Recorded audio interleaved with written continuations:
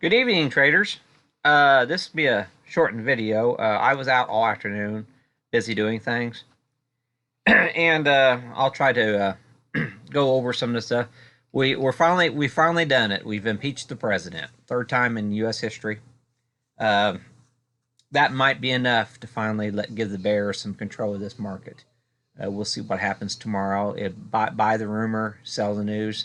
Well, that's a very good possibility it's going to happen. I wanted to start talking about the volume profile with in regards to Apple. And one of the things I look for a potential reversal signal is high concentration of volume on one price range, and that's exactly what we got today on Apple. It's like a doji candle up here at the top of this range, but this whole move here, uh, these two candles right, or these two price points right here, between the 281 and the 279 area, between these two price points, those are the two highest prints in the entire move from 12.3. So that suggests to me that we had a lot of concentrated liquidation, buying and selling in a very compressed tight range. So this is a squeeze situation going into tomorrow, in my opinion. The trend line isn't broke, but what we're seeing is going into this trend line, or being right next to this trend line right here, accelerated trend line, to make it that we got a price pattern squeeze going into tomorrow. And that doesn't necessarily mean that we are going to roll over and fall and die out, but it does mean that, it does suggest that we are extremely close to the end of this. We're going to be breaking this trend line in a relatively short order, probably before the week's end. So I just wanted to point that out on Apple.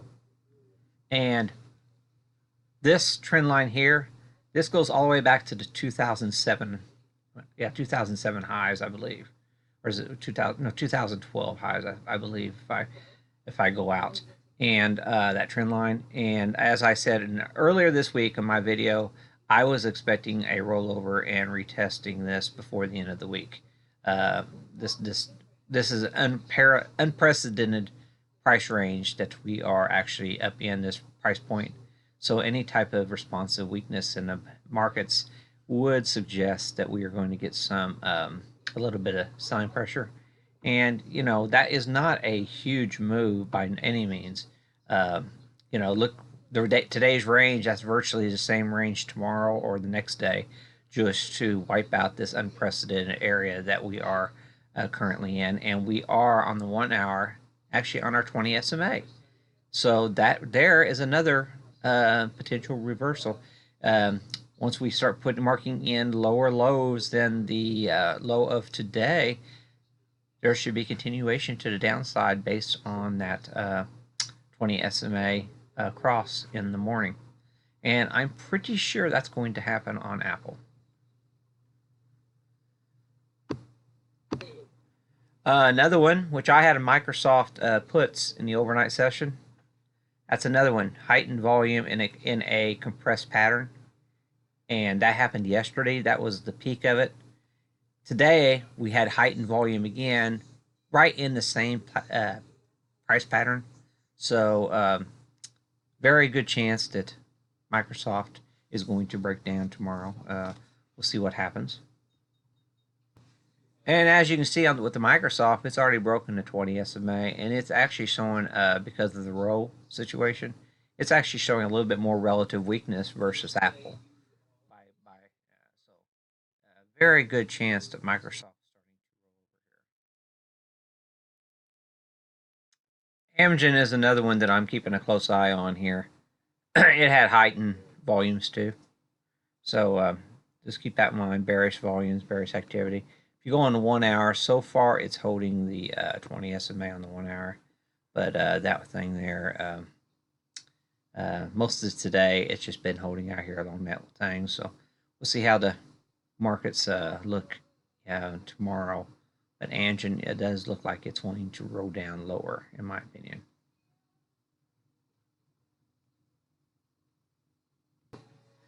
Yeah, what really stood out to me on Apple, the volume profile, excuse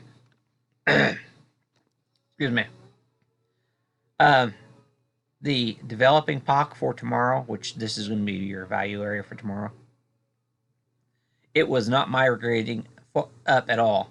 All this morning volume just completely eclipsed all the afternoon volume, and so it just never even had a chance of migrating higher.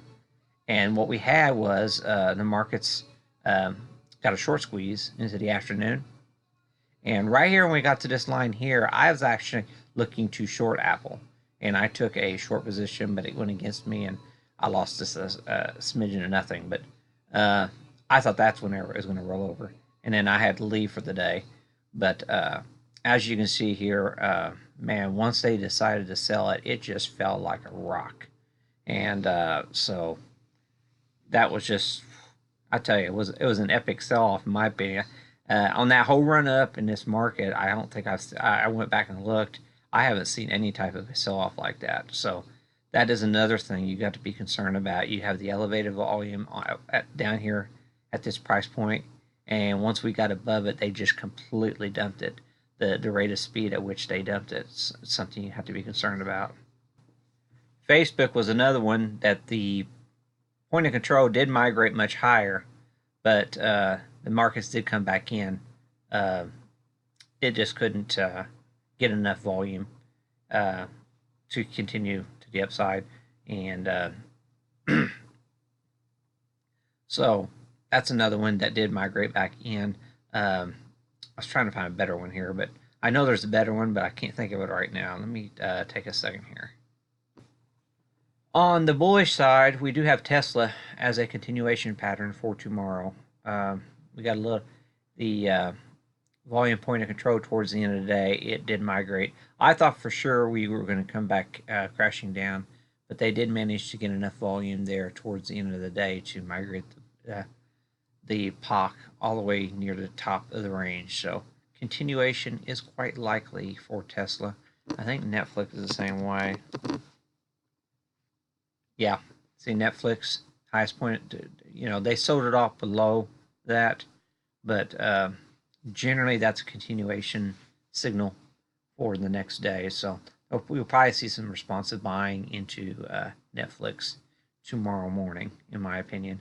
Actually, this is one of those situations where you would generally want to go net long overnight into Netflix, in my opinion. And then Facebook, yeah, I think I showed you Facebook, didn't I? Yeah, it just kind of meandered right there in the middle. So that's not a really good signal that it's going to continue tomorrow, in my opinion. Um, it's a upper end of the range, but it's not much more than that, in my opinion.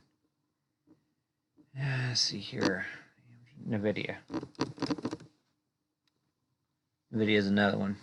Okay, right at the top of the range on Nvidia, and Nvidia really has a lot of room to the upside. If you go out on the weekly webs here, I have a price target for Nvidia, assuming these markets hold up. I see the next target 246.59 for Nvidia, and considering how Micron's earnings came out, it sounded pretty darn good. Yeah, they are responsive buying into Nvidia's numbers, so they must have been quite good. I actually haven't heard them. I was out. So assuming that the guidance and everything was in line and stuff, we could probably still have a bid in the semis tomorrow. I just wanted to give you guys an alert on the Apple. I don't like seeing a change of character like we saw going into the overnight session. Was it just a one-off worry issue thing going into the impeachment thing? Yeah, that might be, but this would be a really good place to start taking off some risk in this market. And the VIX, they just rolled over yesterday. So you don't see any really life in the VIX. TLT, I did notice that the financials were selling off in the afternoon. So far, the TLT is still marking the lows of the week. So that doesn't suggest a lot of fear, even after the actual impeachment here. Uh, the TLT is not getting out of control over the news. So I'm not going to get overly bearish here, but XLF is showing some relative weakness as of today. So just keep that in mind. Your XLF, we do have a double top, all-time high top that we are fighting here on our financials. And so whenever you have a situation like that, it doesn't take a whole lot to get your financials to roll down and correct a little bit. And if you look out here on your longer time frame, yeah, you're developing volume. Yeah, that's monthly. Okay, let me go back on the 1 hour. I'm sorry. Yeah, we're still a little bit overvalued for the week on our financials. So coming in is not a big deal. We are below our signal line as of the close. So we are finding a little bit of weakness here in the financials going into the close today and into tomorrow. So we'll see what happens here. There are a few little things here to get worrisome about, and the futures. I had them sorted right. After the impeachment thing, it looks like the is that the NQs? Yeah, NQs. Yeah. So we do have a slight downward bias, 20 down to 20 points on the Dow. And yeah, the futures are, the main indices are ticking down just a slight bit, tidge after the news came out. So, but we do have a lot of air up here. Just keep that in mind on our, and a lot of our uh, stocks are at or above the market maker move for the weeks. So taking some air out of this market is not a big deal. So okay, well, thanks a lot. I'm working tomorrow. Good trading, everybody. I've actually more than made what I wanted to this week. So I'm going to be working the rest of the week. So I'm pretty well done trading. So if I get a chance, I'll do a video tomorrow, but probably won't see me till next week. Good luck and good trading.